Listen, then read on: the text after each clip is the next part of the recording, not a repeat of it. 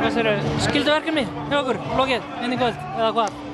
Herru, já, svona fyrirfram átti þetta að vera skylduverkefni, en við náttúrulega spilum bara svo fá þetta núna undanfarna leiki og þetta er ekki eins og við viljum koma inn í úrslitakeppnina, en við unnum þennan leik og við ætlum að gera það, en við ætlum að hafa aðeins meira gaman og þannig að við höfum aðeins að gera okkur upp.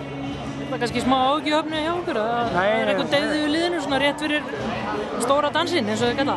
Nei, það er ekki áhyggjuefni, en þetta er ekkert mál að laga þetta, við þurfum bara aðeins að hafa smá gaman með. Þetta er ekki flókið, einn tróðsla þá er þetta komið.